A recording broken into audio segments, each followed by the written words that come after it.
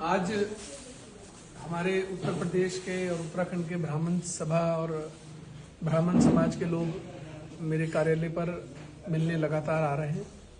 सभी के साथ वार्तालाप हुआ, चर्चा हुई और एक मत हम सबका था कि हमारी लड़ाई कोई किसी समाज से नहीं थी, हमारी किसी समाज पर कोई, किसी बिरादरी पर कोई टिप्पणी नहीं थी। अपनी निजी लड़ाई को जातिवाद का, बिरादरीवाद का रंग देकर उसका लाभ उठाने का जो प्रयास किया जा रहा था, हम सिर्फ उसी का जवाब दे रहे थे। और हम अब भी कहते हैं, हमारी कहीं भी किसी बिरादरी समाज के साथ कोई लड़ाई नहीं है। हमारी लड़ाई थी हमारे माँ के सम्मान की। आज तक हमने कभी किसी के मन को पीड़ा पहुंचाई हो तो आप बता सकते हैं। आप बात करते हैं कि महल पर जो है टिप्पणी की है उससे उनको पीड़ा हुई है, गुज्जर समाज को पीड़ा हुई है। तो मेरा कहना है कि अगर आपको ऐसा लगता है, प्रणव सिंह की बात नहीं कर रहा मैं, ना देवयानी की कर रहा हूं, उनके साथ मेरा विवाद है और निजी विवाद है, रहेगा।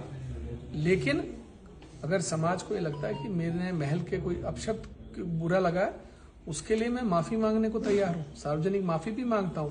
लेकिन एक बात मुझसे वादा करे गुज्जर समाज कि मेरी मां को जिस आदमी ने रखेल कहा, भागी हुई औरतकार, मुझे नाजायज औलाद कहा, तो वो भी माफी मांगे, उससे भी माफी मंगवाएं।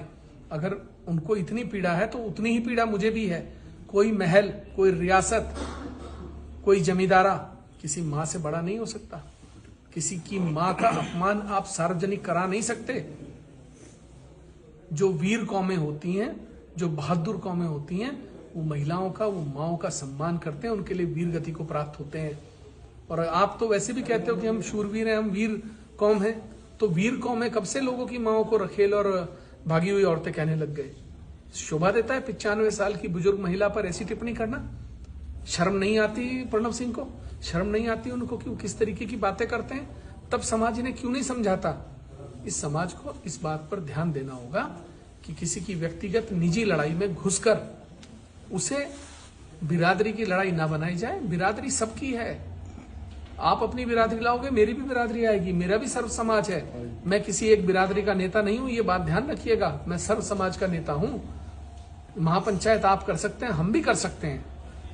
मैं ये कहना चाहता हूं कि जो एक हमने मीटिंग कॉल की थी 31 जनवरी की लक्सर कार्यालय पर, उसे हम सबने अभी समाज ने बैठकर निर्णय लिया कि उसे हम स्थगित कर रहे हैं। और अगला निर्णय उसके संबंध में जो भी होगा, हम आपको सोशल मीडिया के माध्यम से, फोन के माध्यम से, अन्य माध्यम से उसके संबंध में आपको अवगत करेंगे।